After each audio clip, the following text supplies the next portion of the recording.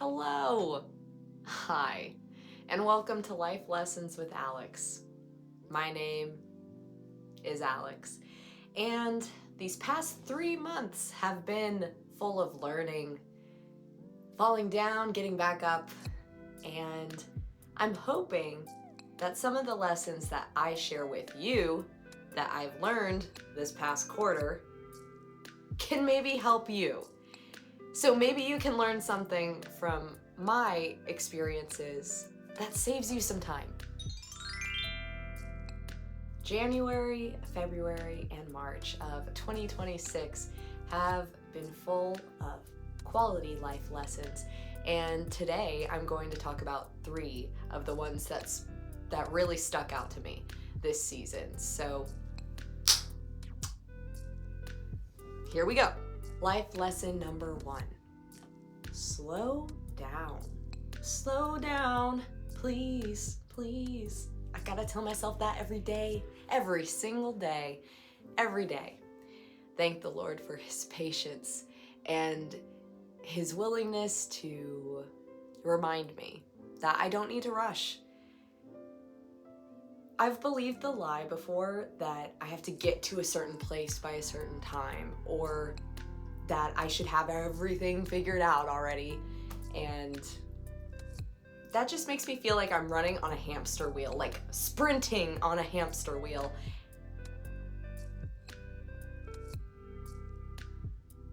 For no reason. One of my friends said a quote. I've got it written up on my board at work so I remember. And it's, Rome wasn't built in a day. Indeed, it was not. It was not built in one single day. This season, I've learned that it takes time to build something meaningful. It takes time to get back up and try again. And it takes time to learn and grow. So, for example, I've started working out again. And in fact, I was just working out before this, but not that heavily because I'm not obviously sweaty. So Rome wasn't built in a day, so we'll get there. But I used to work out pretty consistently and pretty intensely. I took a long break, okay? I got off the horse. I stopped working out consistently, and now I'm starting again, which is pretty fun and humbling. And something in the process that I'm learning of getting back into working out is sometimes building a rhythm that encourages consistency and actually helps me reach my goals takes some time to figure out. I think when I was starting to get back into the gym, getting back into working out, I had this false expectation for myself that I needed to be at the caliber of exercise that I once was, which was unrealistic. That was an unrealistic expectation. That honestly, that lie that I was believing was simply discouraging me from even wanting to start again in the first place. So, therefore, I thought about it, and I was like, you know what? We are going to start very, very basic. Instead of continuing to think that I needed to go run a 5K full blast, I'm not doing that. I started to go on walks and dancing in my room and things that I enjoyed, because I figure, if I go into the gym thinking I'm not doing enough, I'm not gonna want to go back into the gym. As I started to find the joy in working out again and not putting this silly pressure on myself, I started to become more consistent working out. I started to look forward to going on walks and even runs. Not long runs though. And when I go on a run, I really mean I'm going on a walk, and I randomly run when I feel like it. And that's so much more fun, because if there are any athletes in the room in this internet area, sometimes the pressure to perform takes the fun and joy out of the process of life. And slowing down and understanding that rebuilding my workout routine wasn't going to happen overnight helped me to enjoy working out again. So yeah.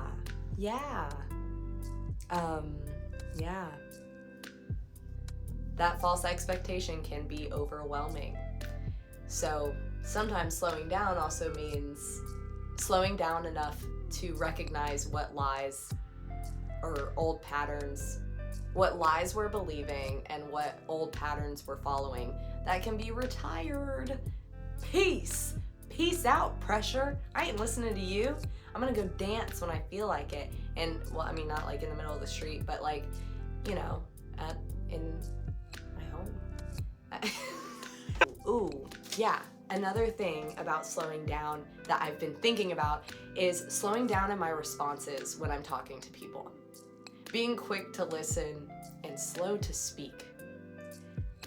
Because sometimes I feel like I have to have an answer, but I really don't. Because sometimes I don't know what to say. And sometimes if I'm rushing, then I'll say something that doesn't really represent what I think. And I don't want to do that. I want to take some time and think about, do I really think this? Or am I just saying it because this is the social dance that's happening? Or am I just saying this because it feels like the right thing to say right now? I want my words to match what's going on in here, which means to take it slowly. So, also for this lesson, there's a song that popped into my head whenever I was writing these lessons down, and it's a certified holy bop, and it is called Slow Down Please by Josiah Queen. It's such a good song, and it's such a good reminder of the way that when I listen to that song, it's such a good reminder to me that Jesus is not rushing me at all. Like, God is not in a rush. I don't have to constantly do or figure all the things out because I'm not God. And he doesn't expect that from us.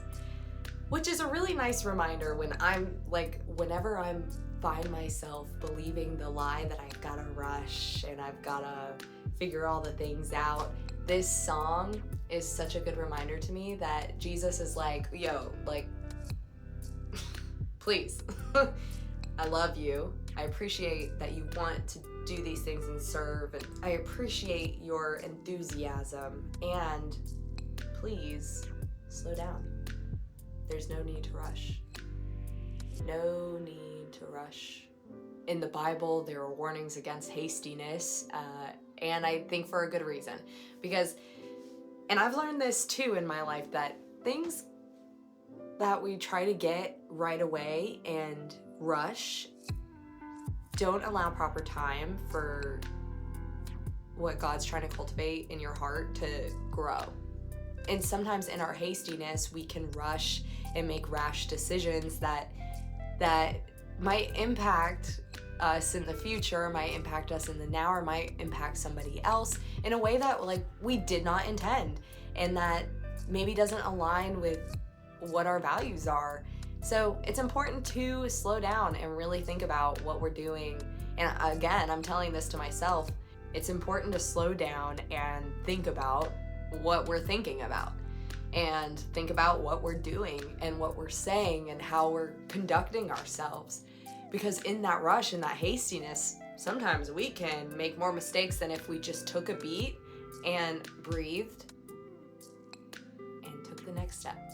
Slowly, yeah. All right, let's all walk like turtles together. Little tortuga. Oh, wait, here's another line that I used to believe. I was talking to one of my gal pals about how sometimes I believe the lie that, man, I've got to do all the things that I think that God wants me to do right now and get it all complete now. And God's like, no, it's no need to rush. Because there's this verse that talks about how life is a vapor. And it's true, life is a vapor. I was talking on the phone with her and I was like, life is a vapor and I don't know if I'm gonna do everything in time and blah, blah, blah, blah, blah. And it's just chaos that's unnecessary. So, like that song says, slow down, please. Number 2, take care of your well-being. Boy, oh boy. Like I just told you, I've started working out more regularly. Woo! And I feel much better. Mentally, physically, emotionally, spiritually, all, so many benefits. My sleeve is uneven. That's just gonna be how it is. A couple months ago, there was like this intrinsic shift inside of me that was like, you know what? Like, who is gonna take care of my own business but me? And that means like finances, like handling my own stuff. It's no one else's responsibility to get me to go to the gym. It's no one else's responsibility to make sure that I am budgeting properly and staying disciplined with my finances. It's no one else's responsibility to figure out what I'm signing up for. It's no one else's responsibility to make sure I go to bed at a decent hour. It's my responsibility. I get to steward this body and this life, my time, and that is something that recently I have been learning with the Lord. He's like, you know, or maybe, I don't know, what am I saying? I've recently been reflecting on the fact like, well, okay, if I want to go to the gym, like, I choose to go or I don't go. Who else is gonna, it's no one else's fault if I don't go. That's my own decision. So the accountability is on me to take care of my body and my well-being and my sleep, rest. I had a really good conversation with one of my friends. We've both been starting to work out, and we've been talking about how our bodies are temples, because in how we believe is Jesus' spirit dwells within our body too. And in that regard, why would I want to eat junk food every day or not go on walks with Jesus? Why would I want to feed him junk food? Learning more about Jesus and how his spirit dwells within us has given me more of a respect for the body that he gave me. What we put into our bodies matters. The nutrition matters. I remember the days when I would eat bags of chips, cookies, very low nutritional value, but very satisfying to the stress that I was feeling. I would just eat like the worst stuff when I was super stressed, and I felt it. You know, it feels good in the moment, but then afterwards it feels horrible. And that can be said for a lot. And then on the flip side, when I eat whole foods and real food like fruits, vegetables, chicken, rice, pasta, I mean, we can still eat good food and eat healthy. Apples and peanut butter. Oh, I love apples and peanut butter. It is my favorite snack, hands down. I'm a crunchy peanut butter girl. Let's get back to the topic. I can feel the difference when I eat healthy food. I feel good. I feel the difference when I exercise. Do I always want to get out there and exercise? No. The first 5 minutes, even as I've been growing in consistency and discipline, even the first 5 minutes are still like, do I really want to? I kind of don't want to. But I found the more that we don't give in to that initial friction, those initial thoughts of like, maybe I won't today. Every time we push against that friction, we're getting stronger and more disciplined mentally to do it again the next time. And by do it again the next time, I mean, whenever that thought's like, actually, I don't want to do it right now, I'll just push it off to later, we're more likely to be like, I'm not listening to that. I'm just going to knock it out now and go handle my business. And it feels good. Now, I will tell you something that I've been struggling with is a sleep schedule. My schedule's a little all over the place this season, but it's kind of fun. It's been interesting and great. And I'm learning how to wind down before bed and learning how to be disciplined in getting proper sleep. I'm saying this all to you right now as Last night I went to bed at 12 and woke up at 5. And I really didn't want to do that, but I did it because I just did. And sometimes it be like that. And I'm saying this to you, I'm listening back to this, and it's 9:15 p.m. and I it's time to go to bed. So I guess I'm gonna go to bed now. You know what they say, Rome wasn't built in a day. And it cracks me up when sometimes our words, we can learn a little something from ourselves. I feel like there's been times where God speaks wisdom to me, through me, to myself, which cracks me up. So I'm gonna go to bed now. I really want to stay up, but it would be wise for me to prepare for a better tomorrow by preparing right now in the way that I can, which is by brushing my teeth and doing the dishes and washing my face, even though I would rather sit here and edit. Alas, tomorrow Alex will be grateful that I went to bed at a decent hour. Yep. Good night. Sometimes it be like that. So, yeah. Taking care of ourselves, we're not going to run perfectly, and that's okay. But learning, like really soaking in the lesson of like, wow, I feel really tired today. I wonder why. Really soaking that in and taking accountability for my decision and walking in the consequence of not getting proper sleep and rest. I can get back up and refine my process and see like how important it is to me, truly. Because I'm like, okay, I'll go to bed early, I hope, tonight. I've also learned the importance of taking care of my space. I love a clean room. I love a clean bathroom. And I don't want to forget to clean my bathroom by not being consistent, because I've done that before. And taking the time to do weekly maintenance in like bathroom, bedroom, home, office, car, all these spaces that I'm in, I can totally feel the difference when it's clean versus when it's cluttered. And yeah, I love a clean room. I love when everything goes in its place. I put my little sunglasses on this little circle thing that one of my friends made. She knits and stuff. Yeah, so that's a way that I take care of my well-being too. Taking care of my well-being, I've also learned about like ways that help me to have some peace. So like spending time with God, spending quiet time with God. I love it. I love it. I believe we were made to worship Him, not worry about all the things in life. And I'm telling that to myself as a reminder, because the amount of times I worry about the small little details, and that can take a toll on one's mental and emotional and spiritual and physical well-being. So spending quiet time with God, studying the Word, the Bible, singing worship songs, dancing to them. Oh man, it's my favorite way to spend my time. And going on walks. Which reminds me of another song that one of my friends shared with me. And what's it called?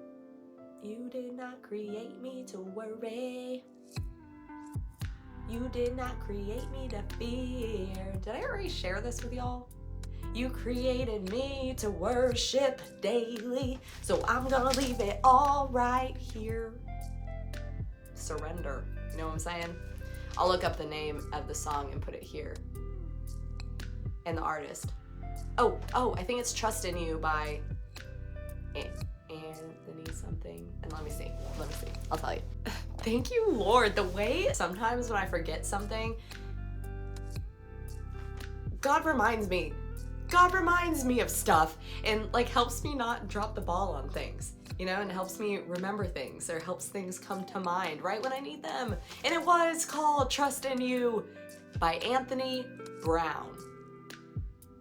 So didn't have the last name in my head, but maybe I was being hasty. I don't know. Or maybe. But yeah, that's a really good song. I recommend. Another holy bop. This quarter, I've been learning more how to take care of my well-being, which has been really nice. And I feel like it's also a way of loving myself in a non like selfish, prideful way, but taking care of myself. Taking the time to braid my hair at night, for example, and slow down and braid my hair at night and floss and wash my face. I feel like I'm learning how to take better care of myself, and I think that's an act of love. And I don't know if this resonates with anyone else. Sometimes with responsibilities in life, we can forget to take care of ourselves. But there's this quote that talks about pouring from an empty cup that really stuck with me. If we aren't taking the time to take care of ourselves and spend time with God and be filled up with Him and His love, how can we expect to share that love with other people? And much less ourselves. Like, I think when I accepted the love and grace from God that God gave us freely, not freely, it's paid at a price. Thank you, Jesus. When I accepted that, when I accepted His love, He helps me love other people better, and He helps me love myself better in a much healthier way for all regards. I've seen it in my friendships, in my family, in the time that I spend alone. It's so cool. It's so cool. So yeah, learning how to take care of myself runs deeply, man, in the soul. In the soul. These life lessons are soul lessons. For real. For real. So, all right, time for lesson 3. Life lesson number 3, we are Bible studying this one, because this story, man, it honestly ties together the lessons that I've been learning this quarter. It's the story of Martha and Mary. Now, as they went on their way, Jesus entered a village. Wait, hold on, pause. Let me say what the life lesson number 3 is. Well, life lesson number 3.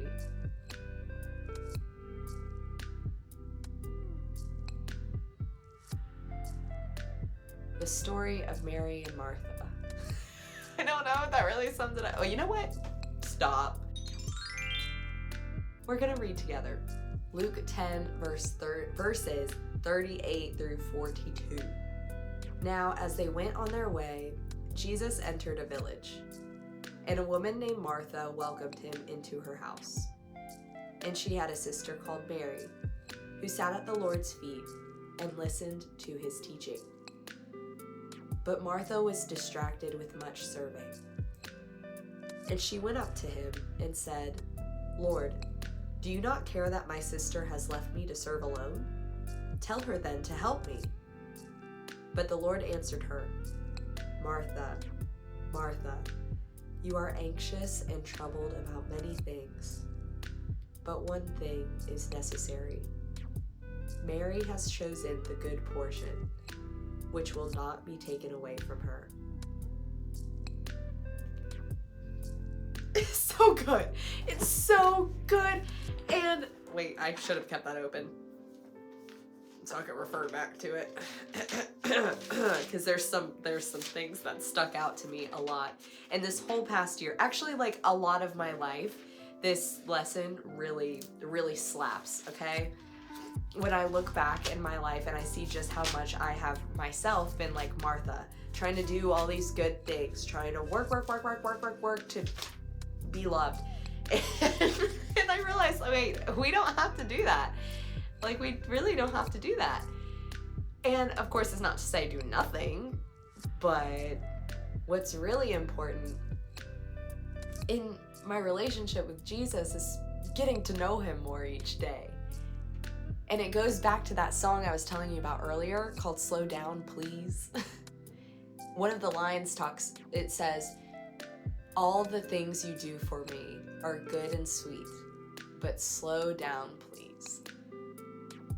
And it's like, sometimes I found myself getting caught up in like doing things for the Lord, like serving at church, or like going and volunteering, or like doing acts of kindness, which is all good and well. But if I'm only focusing on the doing, I'm not focusing on the being with Him. I'm not focused on my quiet time with Jesus. I'm not focused on getting to know Him and His character more, and listening to the teachings that He has for me on this day. If I am constantly doing something, if I am constantly listening to something or someone else, whether that's someone talking, which I love a good chat, or listening to podcast after podcast. I used to do that. I wanted to learn more about like Christian thought, and so I found myself listening to podcasts more than reading the Bible or listening to the Bible, and sitting in the silence and reflecting on what I just read. So in that silence, in the reading of the Word, in prayer, in meditation, and being outside, man, I would like to be more like Mary than Martha. No offense, Martha. No offense. You were trying your best. We've all been there. It was so refreshing and relieving to me to read that Jesus says when we choose to spend quality time with Jesus, simply being with Him, rather than trying to go to all the church functions, all the Bible studies, all the everything, just being with Him is more important to the Lord than anything that we're a part of, or we're signed up for, or we help with. He said, one thing is necessary. Mary has chosen the good portion. Him, His presence, Him, which will not be taken away from her. And that's such a beautiful reminder too, that there's nothing that can separate us from the Lord.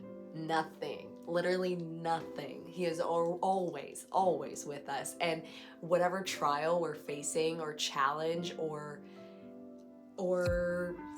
anything, whatever we're doing, like He's with us. When I'm at work, He's with me. When I'm going on a walk, He's with me. When I'm dancing in my garage, He's with me.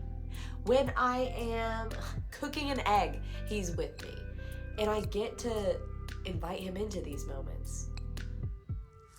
And I find that makes, when I am serving or I am doing something, it makes it way more peaceful, because I'm literally like still in His presence all the time. Now, it takes practice. I'm saying that, and sometimes I can get distracted and start, like, the hamster wheel starts spinning, and I'm not really being still and knowing He's God, knowing He's God. That's a really good verse too. One of the quotes from this passage that really stuck with me was, "But Martha was distracted with much serving." I have been there. In fact, sometimes I just find myself continuously going back there. and if my schedule's full and I'm not having that quiet time with the Lord, then I can't hear Him well. It truly can be a distraction, serving too much. Constantly having to run around, doing good things, but that's not necessarily the pace that God wants us to walk. I really love that, like, literally Jesus wants us to spend time with Him. This passage has also taught me that Jesus doesn't love us for the tasks that we can do for Him. He loves us because he created us, because he saved us. He loves us so much that he was willing to die for us so that we could even get to know him, so that I could even sit at his feet, so that I could even be near him, be with him, so that I could even walk in this life with him. To know that he loves me that much is sometimes very hard to wrap my head around. And there are days when I'm like, wow, yeah. But I don't know if I'm gonna ever fully understand that love. And just the glimpses that I get of understanding his love are amazing. And that's not even the full scope of his love for us. I love him so much, I could talk about him all day, but we don't have all day, baby. Because, we got this moment. And I don't know what else I was going to say there, but I just spit on my Bible. I'm sorry. Well, it is what it is. But yeah. Oh, here's a note. Well, okay, I will share this note with you. My Bible has like little lines on the side so you can write notes on it, and it's just like, it's what am I showing? You can write notes on the side, and I'm gonna show you the front of the cover because I really love it. It says, I will sing, I will make melody to the Lord, and it's got birds and flowers on it, which reminds me of Matthew 6, verse 25 to 34, where he's talking about feeding all the birds and clothing the lilies, and how much more would he do for us? He loves us more than the birds and the lilies, yet he still takes care of them in such a gentle and beautiful way and intentional way, and he loves us more. What? Okay, so the note that I have for Martha and Mary, the story of Martha and Mary, the note on the side: the Lord values being present with him and spending time with him over doing, like over works. He loves me and wants to spend time with me. Sometimes I gotta read that again and again, or think about it again and again to believe it. Because sometimes when I read it, I'm like, wait, what? Like, you want to spend time with me and you love me? Like, what? God, what? You? It's an honor. It's because of who he is. He's so loving. Okay, he loves me and wants to spend time with me. And he loves you and wants to spend time with you too. I get to focus on him, and it is in him I find my worth, not what I do. I'm glad that this Bible has notes, because truly, guys, sometimes I need to reread what I write. Days later, weeks later, hours later. Sometimes the lessons, the beautiful lessons that I get to learn in this life, as I'm learning them, sometimes I need a frequent reminder. And I'm grateful to have friends in my life that sharpen my iron, to be surrounded by people who love me and sharpen my iron, and to get to know God more and more each day. And he reminds me too of the lessons he's teaching me and of the love he has for me. He is encouraging and loving. That's what his voice sounds like. So, wanted to share that, because sometimes, like, I wonder if this was going on in Martha's head, like the anxiousness. Maybe she was criticizing herself for not doing enough for the Lord. And in turn, she started to criticize her sister. And I wonder how many of us have done that too, because I've been there and I've done that, where I think, I'm doing all this and being hard on myself when the plate's like overflowing, when actually I can actually take some food off the plate and not run like a hamster on the wheel. We are full circle, baby. You're not my baby. So yeah.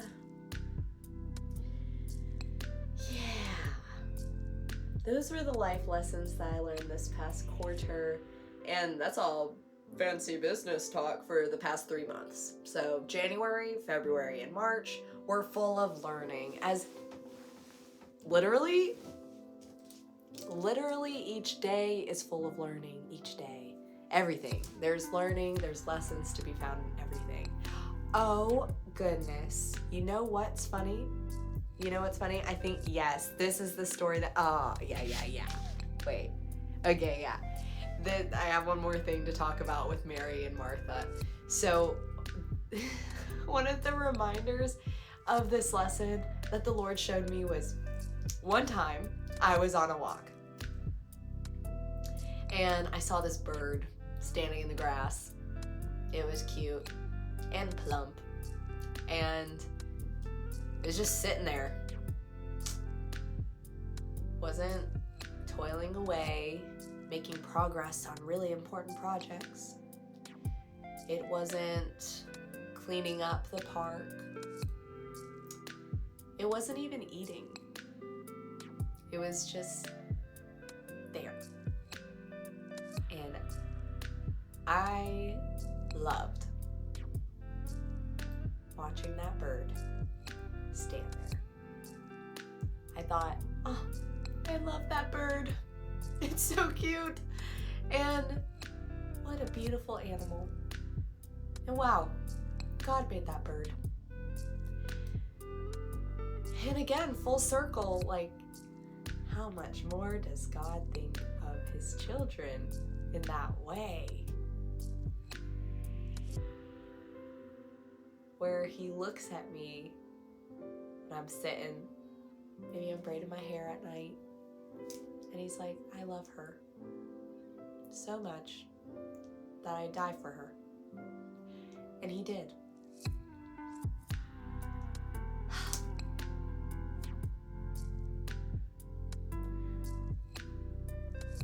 I'm still in awe, to be honest. I'm so glad that he scooped me up and taught me about his love for me. So, and he loves you too. Whoever is watching this, whoever's not watching this, he loves you. And that is something that has freed me from a lot. That truth, knowing that truth and learning more about him has freed me from a lot of what I used to struggle with. So, yeah, man. Deep stuff. Now what? Now what do I say to you? Yeah. Well, you know what? If you haven't heard about Jesus, John 3:16, that's a good verse. One of my favorite books in the Bible is Matthew, and that's in the New Testament. And you'll learn more about Jesus there too. And I want to encourage you to seek him out. But you know, he scoops us up in his own time, and he knows us better than we know ourselves. So I'm not trying to tell you to do it now. If you're feeling led to learn more, take it from a girl who used to never read the Bible, nor had any interest in it, nor had any interest in going to church, nor had any interest in following God.